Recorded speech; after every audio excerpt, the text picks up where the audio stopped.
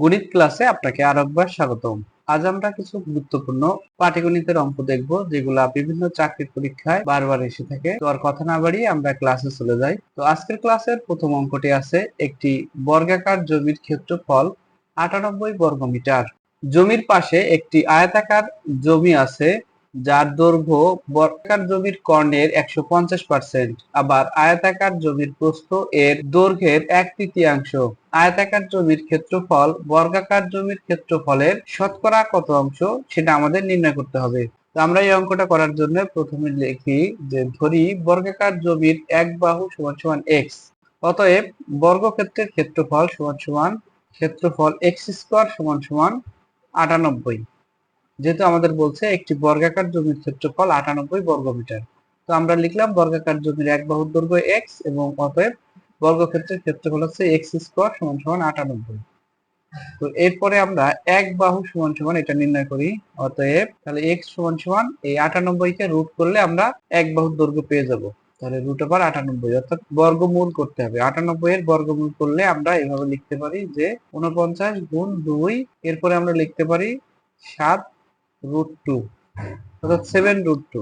সুতরাং বর্গের কর্ণ, আমরা বর্গের কর্ণের সূত্র জানি নিশ্চয়ই, যে √2a বা এক্স। যেহেতু আমরা এখানে বাহু ধরছি এক্স, তাহলে হবে √2x। তাহলে আমরা লিখি, সুতরাং বর্গের কর্ণ √2x। এখন এখানে আমরা x এর মানটা বের করেছি যে 7√2, তাহলে আমরা লিখতে পারি √2 ইন্টু 7√2। তাহলে √2 যদি কি করা হয় তাহলে 2 হয়, অর্থাৎ আমরা এইভাবে লিখতে পারি 2 ইন্টু √2 গুণ করলে √2 এর স্কোয়ার হয়, তাহলে 7 গুণ 2 অর্থাৎ 7 গুণ 2, 7 দুগুণ হয় 14। তাহলে আমরা বর্গের একটি কর্ণের বাহু দৈর্ঘ্য পেয়ে গেলাম, সেটা হচ্ছে কত, 14 মিটার। তো এরপরে এসে আমরা আয়তক্ষেত্রের দৈর্ঘ্য সমান সমান 14 এর 150%, অর্থাৎ এখানে আমাদের বলছে যে একটি আয়তাকার জমি আছে যার দৈর্ঘ্য বর্গাকার জমির কর্ণের 150%। তাহলে এই কর্ণের 150% কত হয় সেটা আমরা এখন বের করে নিব। এখানে আমরা কর্ণ পেয়ে গেছি 14 মিটার। তাহলে আমরা লিখি, অতএব আয়তক্ষেত্রের দৈর্ঘ্য সমান সমান, যেহেতু এখানে আমাদের কর্ণ হচ্ছে 14, অতএব 14 এর 150%। তাহলে আমরা এটাকে একটু ভাঙা লিখি, 100 উপরে 14 গুণ 150 বাই 100। এখানে কাটাকাটি করি, কাটাকাটি করলে উত্তর আসে 21। তাহলে আমরা এখানে আয়তক্ষেত্রের দৈর্ঘ্য পেয়ে গেলাম। এখন আমাদের আবার বলা হয়েছে যে আবার আয়তাকার জমির প্রস্থ এর দৈর্ঘ্যের 1/3। তাহলে আমরা এখন প্রস্থ নির্ণয় করি। অতএব প্রস্থ সমান সমান দৈর্ঘ্য এর 1/3, দৈর্ঘ্য গুণ 3/1 তাহলে আমাদের দৈর্ঘ্য পেয়েছি কত, 21 গুণ 1/3, তাহলে 3 7 21, অতএব দৈর্ঘ্য হচ্ছে 7 মিটার। এখন আমরা আয়তক্ষেত্রের ক্ষেত্রফল নির্ণয় করি। অতএব আয়তক্ষেত্রের ক্ষেত্রফল সমান সমান দৈর্ঘ্য গুণ প্রস্থ। এখানে দৈর্ঘ্য পেয়েছি আমরা 21 মিটার আর প্রস্থ পেয়েছি 7 মিটার। তো আমরা গুণ করে দিই, 21 গুণ 7, তাহলে 147 হয়। এখন আমাদের বলা হয়েছে যে আয়তাকার জমির ক্ষেত্রফল বর্গাকার জমির ক্ষেত্রফলের শতকরা কত অংশ। তো আমাদের এই শতকরা কত অংশ সেটা নির্ণয় করতে হবে। তাহলে অতএব সমান সমান, এখন আমরা এখানে আয়তক্ষেত্রের ক্ষেত্রফল 147 আর বর্গক্ষেত্রের ক্ষেত্রফল 98, একে আমরা 100 দ্বারা গুণ করব, তাহলে শতকরা কত হয় একবারে চলে আসবে, তাহলে হয় 150%। তো আমরা উত্তর পেয়ে গেলাম, উত্তর হবে 150%। তো আশা করি আপনারা এই অঙ্কটি বুঝতে পারছেন। এবার আমরা পরবর্তী অঙ্কে চলে যাই। পরবর্তী অঙ্কটি আছে, একটি ধারার প্রথম সংখ্যাটি 2 এবং এরপরের প্রতিটি সংখ্যা ঠিক আগের সংখ্যা থেকে 4 বেশি হলে ধারার 202তম সংখ্যাটি কত সেটা আমাদের নির্ণয় করতে হবে। তো এই ধারাটির প্রথম সংখ্যাটি বলা হয়েছে 2, তাহলে আমরা লিখি এখানে প্রথম সংখ্যাটি সমান a সমান 2। এরপরে আমাদের বলা হয়েছে যে প্রতি সংখ্যার ঠিক আগের সংখ্যা থেকে 4 বেশি, অর্থাৎ এইটা যদি 2 হয় তাহলে এর পরের সংখ্যা 4 বেশি হবে। 2 এর সাথে 4 যোগ করলে হয় 6। এই 6 এর সাথে আবার 4 যোগ করলে এরপরে হবে 6 এর 4 10। এইভাবে ধারাটা তৈরি হয়েছে। তাহলে আমরা লিখতে পারি সাধারণ অন্তর অন্তর ডি সমান সমান 4। তো এখন আমাদের বলা হয়েছে যে ধারার 202তম সংখ্যাটি কত, অর্থাৎ 202তম পদ এটা কত, অতএব আর সমান সমান 202। সুতরাং এখন আমরা ধারাটি একটু দেখি। ধারাটি হবে কিভাবে, প্রথমে হচ্ছে 2, তারপরে 2 এর সাথে 4 যোগ করলে 4 আর 2 6, এবার 6 এর সাথে আবার 4 যোগ করলে 6 এর 4 10, 10 এর সাথে আবার 4 যোগ করলে 14, 14 এর সাথে 4 যোগ করলে হয় 18। তো এইভাবে ধারাটি চলতে থাকবে। এই হচ্ছে ধারাটি। এখন আমাদের এই ধারার আর তম পদ বা আমাদের 220তম পদ কত সেটা নির্ণয় করতে হবে। অতএব আর তম পদ সমান সমান a প্লাস আর মাইনাস 1 ইন্টু ডি। এখন আমরা মান বসিয়ে দিই। এর মান হচ্ছে 2 প্লাস আর এর মান হচ্ছে 202 মাইনাস 1 ইন্টু ডি এর মান হচ্ছে কত 4। 202 থেকে 1 গেলে থাকে 201, 2 যোগ 201 গুণ 4, 2 যোগ 201 এর সাথে 4 গুণ করলে হয় 804, 804 এর সাথে 2 যোগ করলে হয় 806। তাহলে ধারাটির 202তম সংখ্যাটি হবে 806। তো আশা করি আপনারা এই অঙ্কটি বুঝতে পারছেন। এবার আমরা পরবর্তী অঙ্কে চলে যাই। পরবর্তী অঙ্কটি আছে একটি সংখ্যার 4 গুণের সাথে 12 যোগ করা হলে যোগফল 8 হয়। সংখ্যাটি দ্বিগুণের সাথে 7 যোগ করা হলে যোগফল কত হবে? তো আমরা ধরে নেই সংখ্যাটি x, সংখ্যাটি সমান সমান x। এখন বলছে যে একটি সংখ্যার 4 গুণের সাথে 12 যোগ করলে, তাহলে আমরা শর্ত মতে লিখি। শর্ত মতে x এর 4 গুণ সমান সমান 4x, এর সাথে আমরা যদি 12 যোগ করি তাহলে সংখ্যাটি যোগফল হবে কত 8 বা 8 হবে। তো আমরা এখান থেকে সমাধান করলে x এর মান বের করতে পারবো। তো আমরা এই 12 কে ওই পাশে পাঠিয়ে দেই, তাহলে 4x, এখানে 12 ওই পাশে আসলে হয় -12। এখন -12 থেকে 8 চলে গেলে থাকে -4, অতএব x সমান সমান হচ্ছে -1। এরপরে বলা হয়েছে যে সংখ্যাটি দ্বিগুণের সাথে 7 যোগ করলে যোগ করা হলে যোগফল কত হবে? তাহলে আমরা সংখ্যাটি পেয়ে গেলাম -1। এবার এই -1 এর দ্বিগুণ হচ্ছে 2 গুণ করলে -2, এর সাথে যদি 7 যোগ করা হয় যোগ 7 সমান সমান 5। তাহলে এখানে আমাদের সঠিক উত্তরটি হবে 5, যেটা অপশনগুলোর মধ্যে আছে ডি নাম্বার অপশনে, তাই সঠিক উত্তর ডি 5। তো আশা করি আপনারা এই অঙ্কটিও বুঝতে পারছেন। এবার আমরা পরবর্তী অঙ্কে চলে যাব। পরবর্তী অঙ্কটি আছে একটি বৃত্তের ব্যাসার্ধ শতকরা 10% বাড়ানো হলে এর ক্ষেত্রফল শতকরা কত বৃদ্ধি পাবে? তো এই অঙ্কটি আমরা প্রথমে শর্টকাট দিয়ে শুরু করি, পরে আমরা অঙ্কটির ডিটেলস দেখব।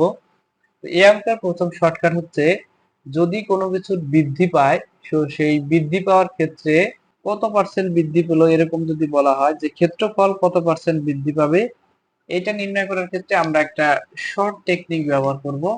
সেটা হলো r1 plus r2 plus r1 into r2 ভাগ হচ্ছে 100।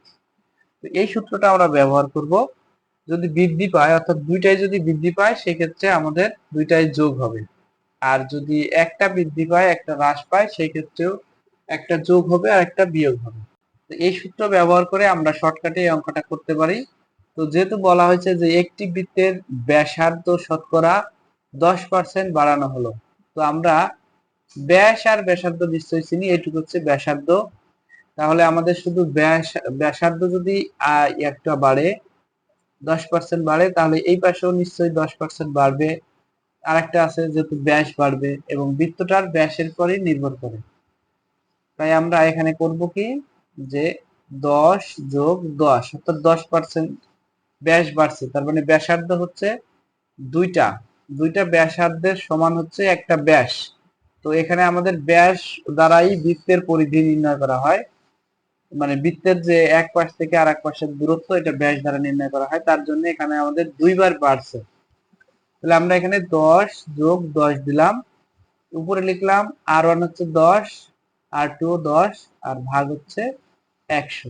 এখানে এই শূন্য শূন্য কাটা দিলাম, এখানে থাকে 1 এর সাথে 1 গুণ করলে 1, তাহলে 10 আর 10 20 যোগ 1 সমান সমান 21। অর্থাৎ ওই বৃত্তের ক্ষেত্রফল বৃদ্ধি পাবে 21%। তো অপশনগুলোর মধ্যে সঠিক উত্তরটি আছে সি নাম্বার অপশনে, তাই সঠিক উত্তর সি নাম্বার 21%। এবার এই অঙ্কটি আমরা একটু বিস্তারিত দেখি যে বিস্তারিতভাবে এই অঙ্কটা কিভাবে করতে হয়। তো প্রথমে আমরা ধরি, প্রথমে ছোট বৃত্তের ব্যাসার্ধ সমান সমান 100। এখন সুতরাং ছোট বৃত্তের ক্ষেত্রফল হবে পাই ইন্টু 100 হচ্ছে স্কোয়ার, তাহলে 100 স্কোয়ার করলে দাঁড়ায় 10,000 পাই। আচ্ছা, আমরা প্রথম বৃত্তের ক্ষেত্রফল পেয়ে গেলাম। প্রথম বৃত্তের ব্যাসার্ধ ধরেছিলাম 100, এর ক্ষেত্রফল হয়েছে 10,000 পাই। যেহেতু আমরা জানি যে বৃত্তের ক্ষেত্রফল সমান পাই আর স্কোয়ার, অর্থাৎ এখানে ব্যাসার্ধ যদি আর হতো তাহলে ক্ষেত্রফল হতো পাই আর স্কোয়ার। তাহলে এরপরে এসে আমাদের বলা হয়েছে যে ওই বৃত্তের ব্যাস করা 10% বাড়ানো হলো, তাহলে নতুন বৃত্তের, এখানে আমাদের বলা হয়েছে যে ওই বৃত্তের ব্যাসার্ধ শতকরা 10% বাড়ানো হলো, তাহলে ব্যাসার্ধ যদি 10% বাড়ানো হয় তাহলে নতুন বৃত্তের ব্যাসার্ধ কত হবে? 10% বৃদ্ধির পর নতুন ব্যাসার্ধ সমান সমান হবে 100 যোগ 10 সমান সমান 110। এবার নতুন বৃত্তের ক্ষেত্রফল আমরা নির্ণয় করে ফেলি। নতুন বৃত্তের ক্ষেত্রফল সমান সমান পাই ইন্টু 110 এর স্কোয়ার, তাহলে 110 এর স্কোয়ার করলে হবে পাই ইন্টু 2100 পাই। সুতরাং ক্ষেত্রফল বৃদ্ধি পেয়েছে 2100, এইটার থেকে বিয়োগ করতে হবে আমাদের এই 10,000 পাই। তো এটা বিয়োগ করলে হয় 2100 পাই।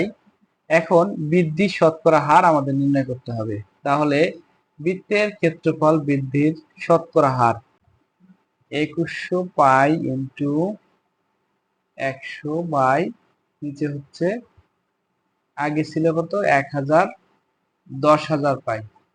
তাহলে আমরা 1 2 3 1 2 3 4টা শূন্য কাটে দিলাম, পাই পাই কাটা গেল, থাকলো কত 21%।